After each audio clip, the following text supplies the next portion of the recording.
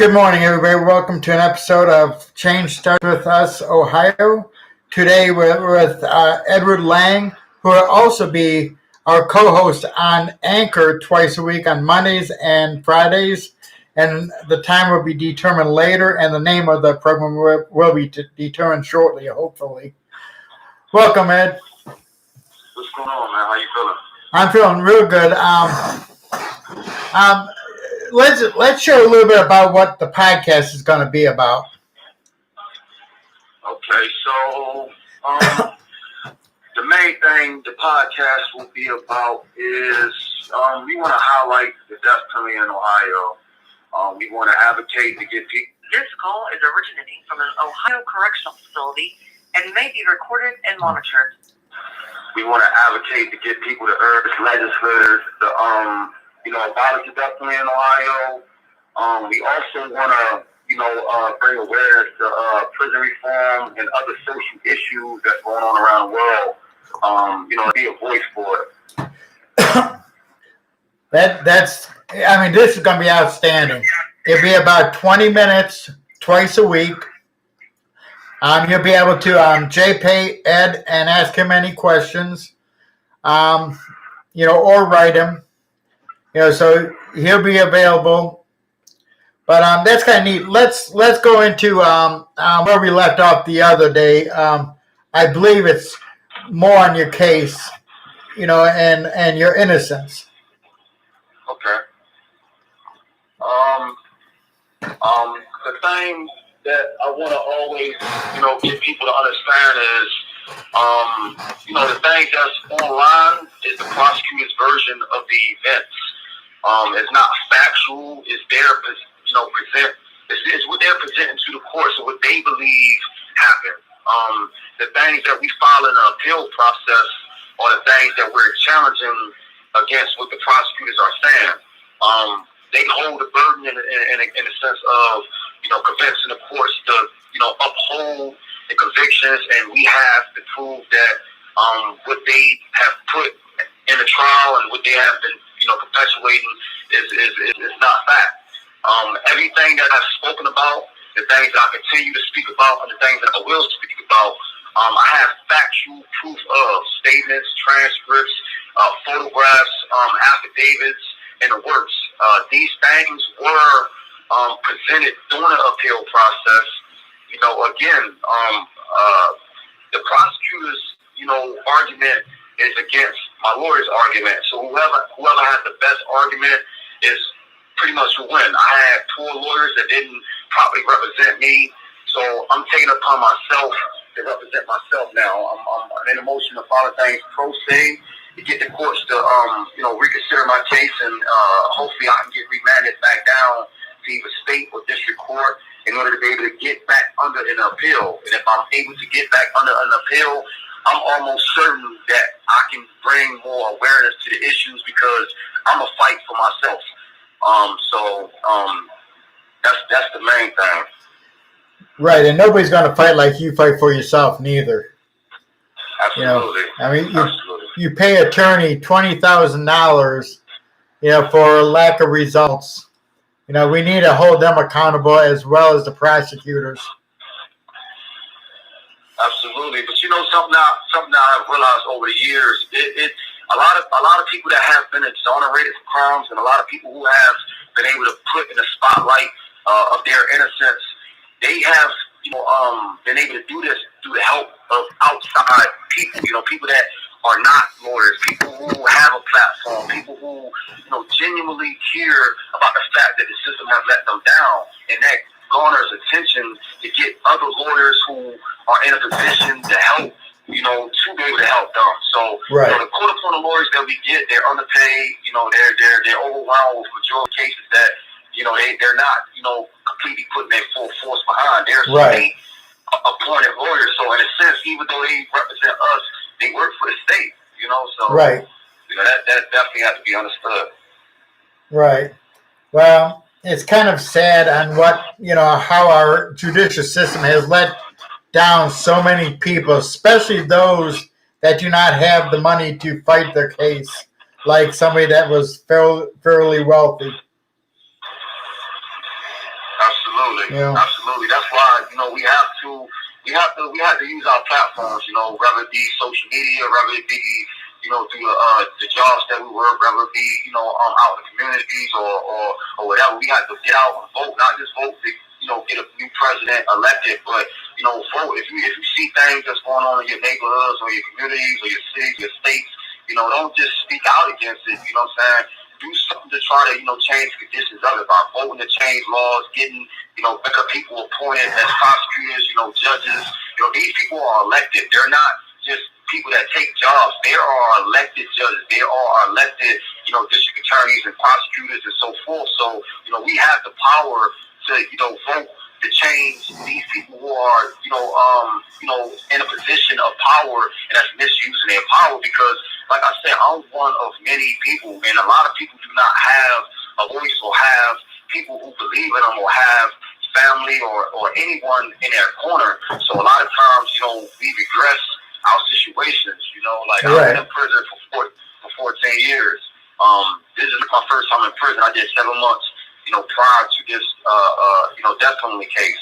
And, like I say, I was out in the neighborhoods and I was, put up in a lot of negativity, gang banging and selling drugs and robbing drug dealers and things of that nature. I'm never going to use any of the things that I've done. The fact that I grew up without a father, the fact that I grew up in poverty, the fact that, I experienced all these things. This call is originating from an Very sad, Ohio everybody. correctional facility Very sad. and may be recorded and monitored. As a reason or excuse to justify anything that I've done in my life because there's people that have went through worse than I have went through and have made it. My brother and my sister, they're both successful in life and they grew up in the same household and the same environment that I grew up in.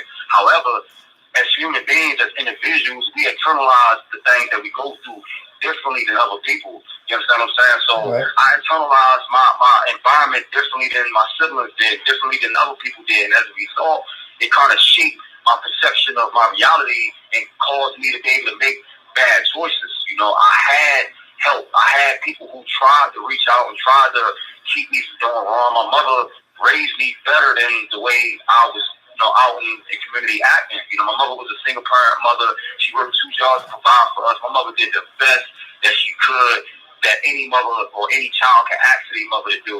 Unfortunately, I was looking for different things to validate myself as a man. I was a kid, confused about life, seeing things in my environment that I didn't understand, wanted to understand it. And because she worked so much and because often we was left to look after ourselves, I looked to the, guys in the neighborhood who was dealing drugs and gang banging and caught up in negativity. I viewed them as men. And I strive to be like them because I thought that is what manhood was about. And as a result, I went through those changes.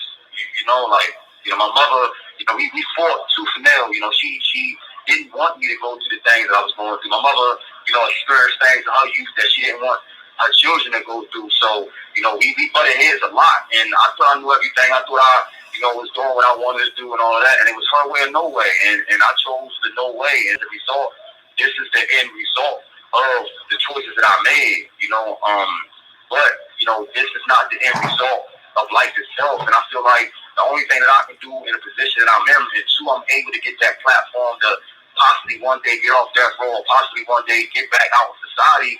I want to be able to pay it forward. I want to be able to help other people who have a platform. I have 2, beautiful daughters whose lives I'm very active in.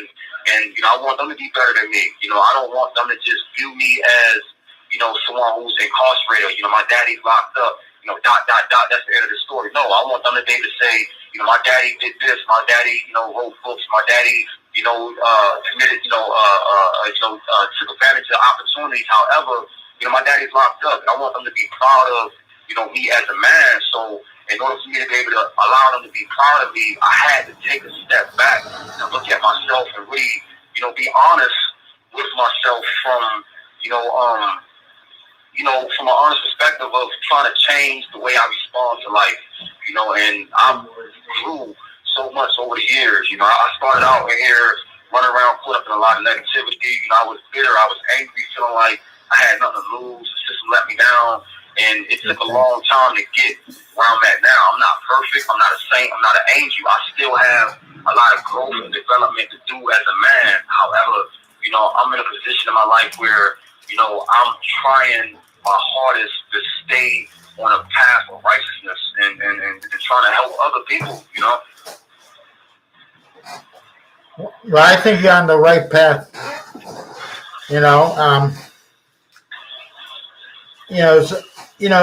we're going to continue your story through our podcast, through updates on YouTube's. I think our podcast will start tomorrow about 11:30.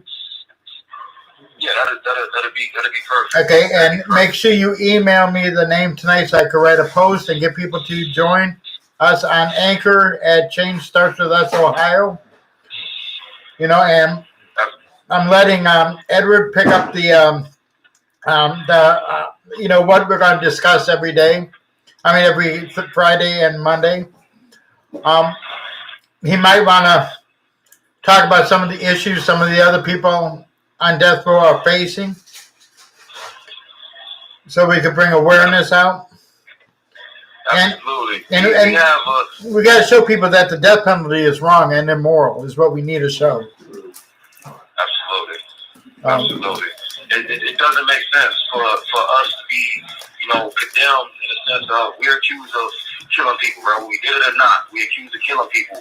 And the same people that convict us have a right to kill us.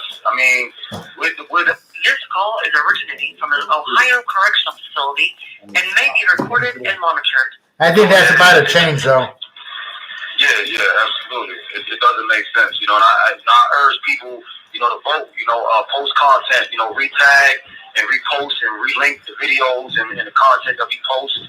And, if you know people who's in a position to help, bring awareness to the death penalty or other social issues, we have to be a voice for other people. Right. God forbid anyone could be in a situation. Yeah. Anyone can lose their life to senseless. Right.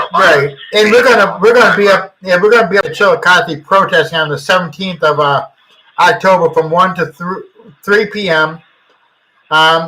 Bring your signs. We're gonna make some with Ed's name on it. Probably the other young man too. DeMonte Graham. Yes, I can't pronounce his name, but yeah. Yeah, his name is DeMonte Graham. He will be calling you later on, speak about his case. And he's a young guy, man. I'm really proud of this young guy, man. He's been locked up for 4 years. He's only 21, 22 years old, and he's very, very educated. He's really into the law. When y'all hear his story, man, you have to support, people who are not just in the system, but who the system has failed. Because, right. We definitely got to bring awareness to this. Right, and Ed will email us the name of whatever our show is going to be. He's going to be the co-host every Monday and every Friday, and who knows, it could advance. Right now we're on. You have 1 minute remaining. Okay, go ahead. Share your last couple minutes. Your last minute.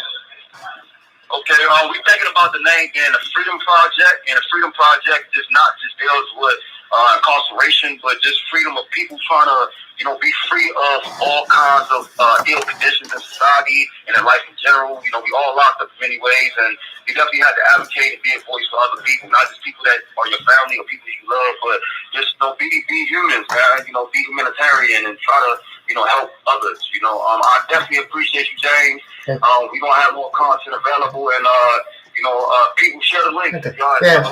Share the link. Let's call it Freedom Project, okay? Yeah, Freedom Project. That's perfect. Okay. And I'll talk to you tomorrow, 11:30, and your friend around 1 today. Okay, brother. Bye-bye. That's Edward Lang. He sits on death row. He's out of appeals. Folks, if you'd like to check out our website, it's www.changestartswithusohio.org. Again, that is www.changestartswithusohio.org.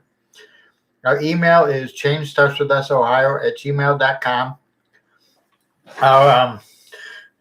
Let me go to our. I'll tell you exactly what our new phone number for our organization is. And it's going to take me forever to memorize it, so please don't expect me to memorize it because that just is not going to happen. Well, I don't know why it's not coming up. Let's see. Well, let me look it up this way. So you have some idea. Let's see. Okay, it is 614-507-4593, and Candace has the phone, and she'll try to help you if possible. If not, she'll get a hold of me, everyone. And I thank you all for listening, and please share our videos, and let's promote our cause, everyone.